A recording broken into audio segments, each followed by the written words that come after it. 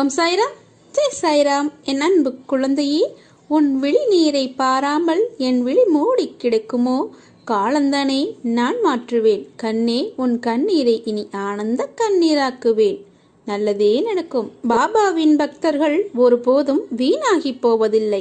நமக்கு நடக்கும் நல்லது கெட்டது, இன்பம் துன்பம், நடப்பது நடந்து கொண்டே இருப்பது, நடக்கப் போவது எல்லாம் அவர் செயலே என எண்ணினால் நாம் படும் துன்பங்களும் வேதனைகளும் குறையும். ஒருபோதும் பாபா என்னை கைவிட்டு விட்டார் என மட்டும் நீங்கள் கூறிவிடாதீர்கள்.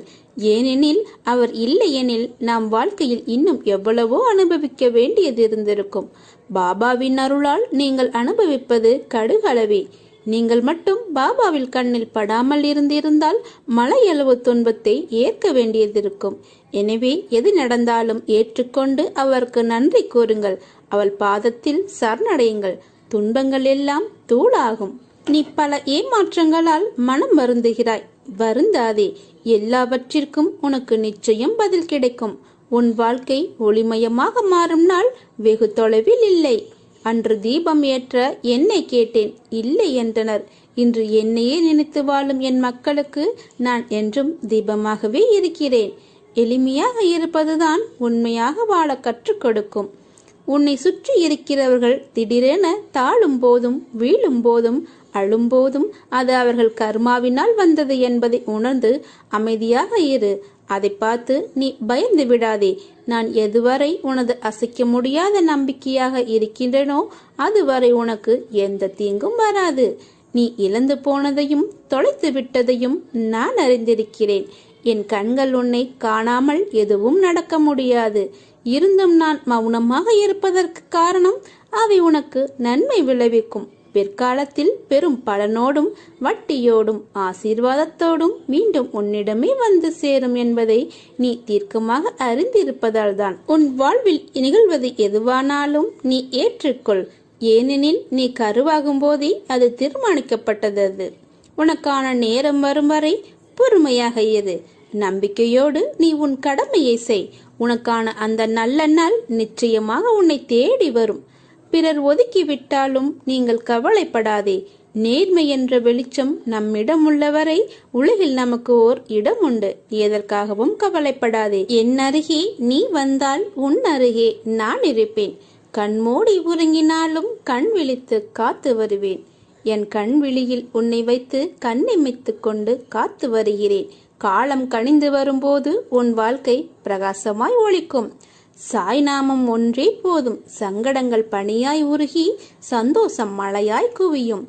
துன்பத்தில் உழல்வோர்க்கு உதவி செய். அதுதான் உன் கடமை. இன்பம் துன்பம் மாறி மாறி வரும். ஆனால் நிலைத்திருப்பது இல்லை. எதிராளி 10 வார்த்தை பேசினால் பதிலுக்கு ஒரு வார்த்தை பேசு. எது வந்தாலும் எதிர்த்து நின்று போராடு. நடப்பதெல்லாம் நன்மைக்கே. அன்பு என்றும் அனாதை இல்லை. அன்பை அது உரியவரிடம் செலுத்து. அன்பு என்றும் அனாதையாகாது. நீ விரும்பிய வாழ்க்கையை வாழப்போகிறாய். உன்னோடு நான் இருப்பதை உணர்ந்து கொள்ளும் நேரம் வரும். இனி கலங்காதே. எந்த சூழ்நிலையிலும் கைவிட மாட்டேன். அப்பா, நான் இருக்கிறேன். எந்த சிக்கலும் உன்னை சிதைக்க வந்தது அல்ல என்பதை நீ உணர்ந்து கொள். அது உன்னை செதுக்க வந்ததே. யார் வந்து எதை கேட்டாலும் உன்னிடம் இருப்பதை இல்லை என்று சொல்லாமல் இந்தா என்று அள்ளி கொடுக்கும் உனக்கு நான் உனக்கு அள்ளி அள்ளி கொடுப்பேன். உன்னிடம் உள்ள எல்லா பிரச்சனைகளுக்கும் தீர்வு ஒன்று இருக்கிறது. நம்பிக்கை என்பது இறுதியில் ஒன்றின் மீதுதான் இருக்க வேண்டும். பாபா நமக்குள் உறுதியாக நிலைநிறுத்தப்பட்டு விட்டால் வேறு எங்கு செல்வது என்ற கேள்வியே ஏன் எழப்போகிறது? பாபாவிடம் சரணடைவது ஒன்றே எல்லா பிரச்சனைகளுக்கும் தீர்வு. உன் வீட்டிற்கு நான் பணமாகவோ பிரச்சனைக்குரிய தீர்வாகவோ வரப்போகிறேன்.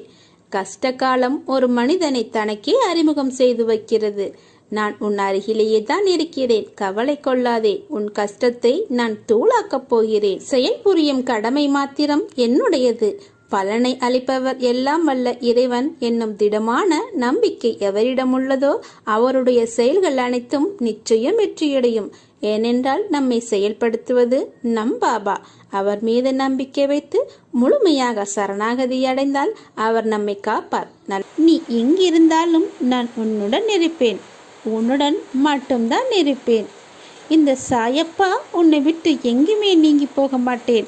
உன்னை எனக்கு ரொம்பவே பிடித்திருக்கிறது. உன் கூடவே நான் இனி இருக்கப் போகிறேன். பல ரூபங்களில் பல வடிவங்களில் நான் உன்னிடம் வந்து சேரப்போகிறேன். உன்னுடைய இன்ப நிலையை நான் தக்க வைக்கப் போகிறேன்.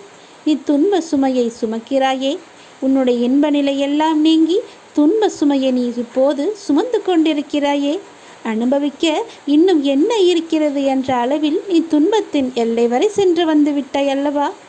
வெறுமையாய் இப்போது நின்று கொண்டிருக்கிறாய். என் சன்னதியில் எனது முகத்தை நீ உற்று பார்த்து அழும்போது என்னால் தாங்கிக் கொள்ள முடியவில்லை. உன்னை நான் கண்டு கொள்ளவில்லை என்று நினைக்காதே. உன்னை நான் கரிசனத்தோடு தான் நான் பார்த்து கொண்டிருந்தேன். நீ சொல்வதையெல்லாம் நான் கேட்டுக்கொண்டிருந்தேன். உனக்கு என்ன பதில் சொல்லலாம் என்று யோசித்து கொண்டிருந்தேன். ஒவ்வொரு முறையும் உன்னை தைரியப்படுத்தி கொண்டு நான் வருகிறேன் என்பதை நீ நினைவுபடுத்திக்கொள்.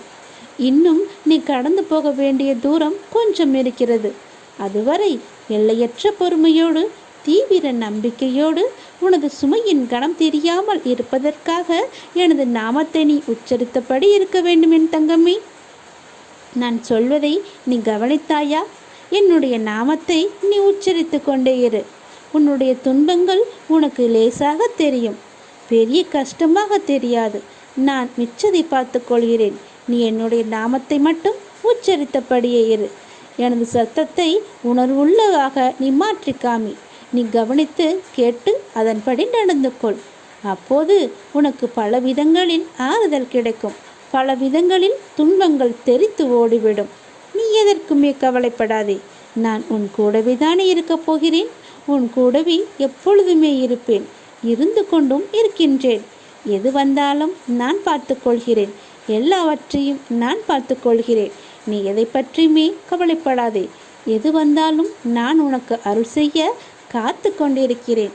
என் பிள்ளையின் நலனே எனக்கு முக்கியம். நீ செய்ய வேண்டியது எல்லாம் என்னுடைய நாமத்தை மட்டும் உச்சரித்தபடியே இரு. எவ்வளவு கனமானதாக இருந்தாலும், உன்னுடைய பிரச்சனை எவ்வளவு கனமானதாக இருந்தாலும் பஞ்சு மெத்தை போல லேசாக ஆகிவிடும்.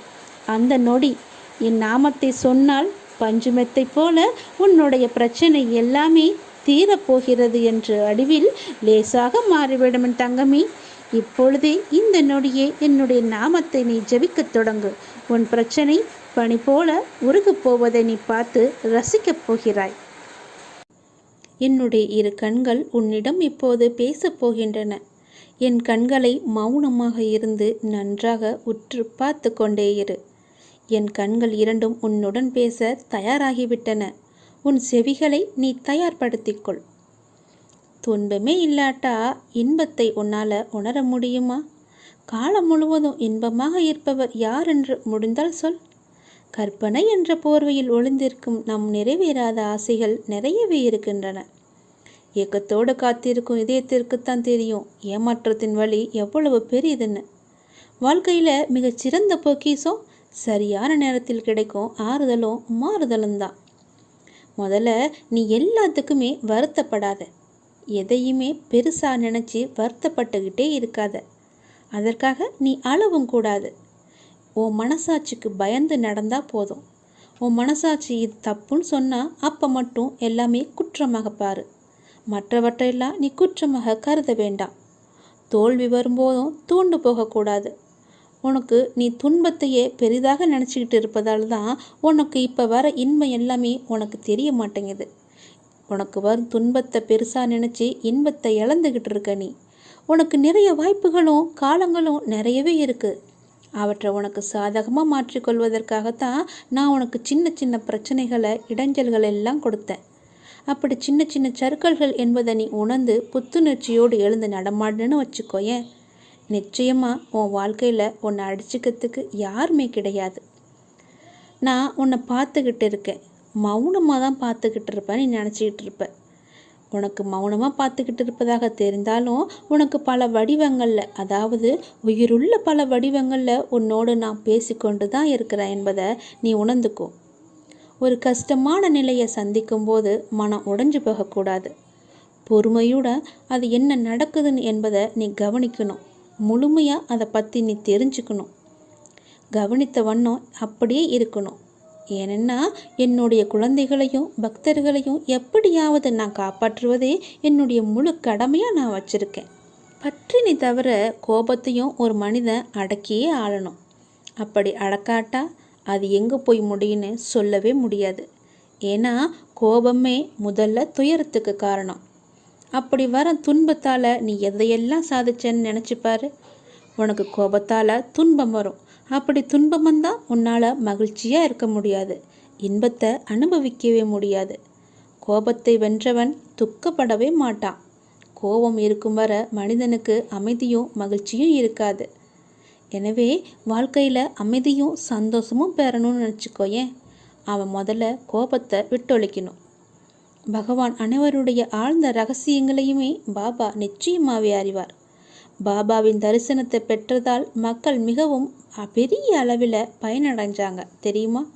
பலர் ஆரோக்கியமும் நலமும் பெற்றாங்க. தீயவர்களெல்லாம் நல்லவர்களாக திருந்தினாங்க. பலர் வாழ்வில் நினைத்து பார்க்க முடியாத அளவிற்கு உயர்ந்த நிலையை அடைஞ்சாங்க. வறுமை நீங்கி சகல சம்பத்துகளையுமே அதிகமாக பெற்றாங்க. உங்களை நம்பிக்கை எந்த அளவுக்கு சாயப்பா மீது இருக்கிறதோ அந்த அளவுக்கு பலன்களும் உங்களை நோக்கி வந்துக்கிட்டே இருக்கும். ஆகவே நம்பிக்கையை மட்டும் நீங்கள் இழந்துடாதீங்க. நம்பிக்கை கூட பொறுமையை இழந்துடாதீங்க.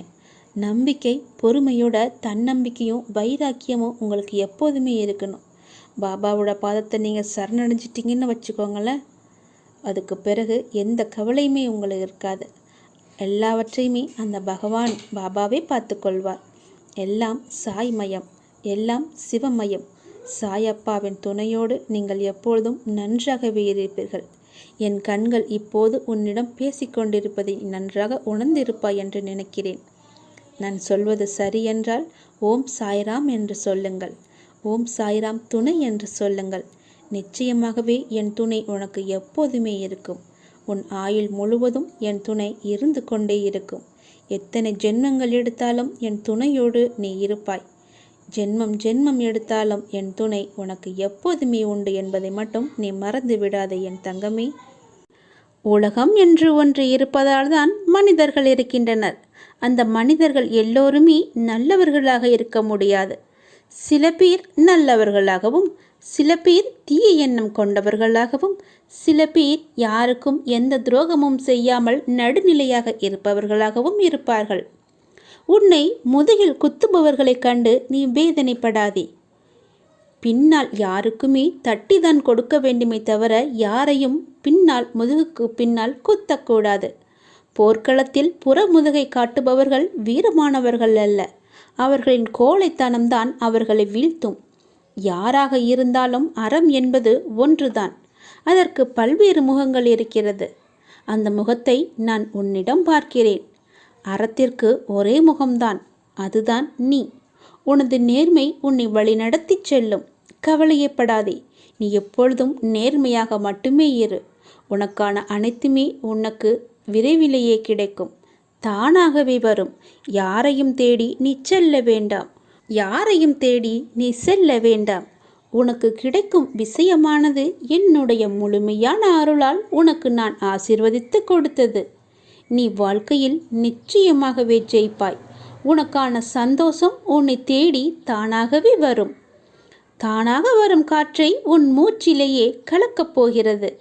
அந்த காற்றை நன்றாகவே நீ சுவாசித்துக்கொள். எப்பொழுதும் அந்த மகிழ்ச்சி உன்னுடனேயே இருக்கப் போகிறது.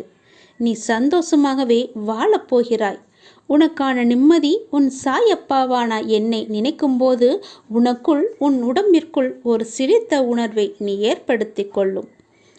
அப்படி ஏற்படுத்தும் அது நீ என் மேல் கொண்ட உண்மையான அன்பின் வெளிப்பாடு என்பதை நான் உணர்ந்தேன். அன்று முதலே இன்று வரை என் உயிராய் நான் உன்னை காத்து கொண்டிருக்கிறேன். புறமுதுகை காட்டு ஓடுபவர்கள் வீரமல்ல. அதுபோல் முன்னால் விட்டு பின்னால் குத்துபவர்களும் வீரமானவர்கள் அல்ல, கோழைத்தனமானவர்கள். உன்னை முதுகில் குத்துபவர்களைக் கண்டு நீ வேதனைப்படாதே. நீ வீரமானவன். உன்னை சுற்றி என்ன நடந்து கொண்டிருக்கிறது என்று நான் பார்த்து கொண்டுதான் இருக்கிறேன். உன் அருகில் நான் இருக்கும்போது என்னை மீறி யாராலும் உன்னை நெருங்க முடியாது. உனக்கு தேவையானதை நான் நிச்சயமாகவே அனுமதிப்பேன். மற்றதை உன் பக்கத்தில் கூட நான் வரவிட மாட்டேன். நீ எதை நினைத்தும் கலங்காதே. அப்பாவின் பார்வை உன்மேல் நன்றாகவே பதிந்துவிட்டது. இனி யாராலும் எதுவுமே செய்ய முடியாது. உனக்கு கெடுதல் கூட அவர்களால் நினைக்க கூட முடியாது. என்னுடைய பார்வைக்கு மிஞ்சிய சக்தி எதுவும் இல்லை. பார்வை உன்மேல் இருக்கும்போது நீ ஏன் வருத்தப்படுகிறாய்? கலங்காதே, சந்தோஷமாக இரு. உன் அப்பாவின் துணை உனக்கு எப்போதுமே இருக்கும். உன் இப்போதைய நிலை கண்டு நீ துவண்டு கொண்டிருக்கிறாய். இந்த நிலை இப்படியே இருக்குமா? என்னை மீட்பார் யாரும் இல்லையா? எனக்கு உதவுவதற்கு யாரும் இல்லையா என்று உன் மனம் ஏங்கி தவித்து கொண்டிருக்கிறது. எல்லாமே எனக்கு தெரியும். நீ நம்பிக்கையை இழக்காதே கண்மணி. கொஞ்சம் காலம் பொறுமையாக இரு. கொஞ்சம் பொறுமை காத்துக்கொள். எப்பொழுதுமே நான் உன்னுடன் தான் இருப்பேன். எதற்குமே கவலை விடாதே. உன்னை விட்டு நான் எங்கும் அகலவே இல்லை. கொஞ்சம் தூரம் கூட நான் உன்னை விட்டு என்னால் செல்ல முடியாது. ஏனென்றால் நீ அப்படிப்பட்ட சூழ்நிலையில் சிக்கி தவித்து கொண்டிருக்கிறாய். உனக்கே என்ன ஆகிவிடுமோ என்ற பயம் உன் மனதிற்குள்ளே ஆணி வேறாக அச்சாணி போட்டு அமர்ந்திருக்கிறது. முதலில் நான் இருக்கிறேன் என்று நீ நம்ப வேண்டும். உன்னுடைய நிலை இந்த நிலை இப்படியே இருக்கும் என்று எண்ணுகிறாய் அல்லவா? கவலைப்படாதே. இந்த நிலை நிச்சயமாகவே மாறும். நீ சந்தோஷமாகவே இருப்பாய். ஏனென்றால் நான் உன் அருகிலேயே இருந்து கொண்டிருக்கிறேன். உன்னை நான் என் இரு கண் கொண்டு பார்த்து கொண்டே இருக்கிறேன். நீ என்னுடைய இரு கண்களையும் பார். அதில் உனக்கு ஒரு உயிரோட்டம் தெரிகிறதா என்று சொல். அப்படியென்றால் நான் உன்னுடனே உன்னை சுற்றிதான் நான் இருந்து கொண்டிருக்கிறேன் என்று அர்த்தம். என் கண்கள் கூட உன்னிடம் பேசும். நான் மௌனமாகவே இருக்கிறேன் என்று நீ புலம்பாதே. உனக்கு வேண்டியது எல்லாமே நான் செய்து கொண்டு தான் இருக்கிறேன். என்னால் நேரடியாக வந்து செய்ய முடியாது. அதனால்தான் யாரோ ஒருவர் மூலம் நான் செய்து கொண்டிருக்கிறேன். நீ எப்பொழுதெல்லாம் இக்கட்டான சூழ்நிலையை சந்திக்கிறாயோ அப்பொழுதெல்லாம் என் பெயரை சொல்லி கூப்பிடு. நான் உன் அருகில் இருப்பதை நீ உணர்வாய். நிச்சயமாகவே உணர்வாய். உன்னை விட்டு நான் எங்குமே போக மாட்டேன். என் இரு கண்களும் உன்னை மட்டும்தான் பார்த்து கொண்டே இருக்கின்றன. அதனால் நீ எதற்குமே பயப்படாதே. துணிந்து செல். எல்லாவற்றையுமே அடித்து நொறுக்கி போராடு. நிச்சயம் என் துணை உனக்கு எப்போதுமே உண்டு. என் அப்பா என்னை பார்த்து கொண்டிருக்கிறார் என்ற நம்பிக்கையோடு, என் அப்பா என்னை சுற்றி இருக்கிறார் என்ற நம்பிக்கையோடு, என் அப்பா எனக்கு உதவுவார் என்ற நம்பிக்கையோடு செயல்படு என் தங்கமே. நான் எப்போதும் உன்னுடன் தான் இருப்பேன். நீ கவலையற்று இரு. உனது கவலையால் எதையுமே சாதிக்க முடியாது. அப்படி முடிந்தால் நீ சாதித்துப்பார். அதில் எனக்கு ஒன்றும் பயமில்லை. உன்னால் முடிந்தால் நீ சாதித்து காட்டு. கவலை என்பது உன் மனதை என்பால் திருப்பாமல் கட்டி வைக்கின்ற வலை என்பதை நீ உணர்ந்து அதற்கு பிறகு நீ செயல்படு. முதலில் இந்த வலைக்குள்ளிருந்து நீ வெளியே வா. அப்போது நான் உனக்கு முழுவதுமாகவே உன் கண்களுக்கு நான் காட்சி தருவேன்.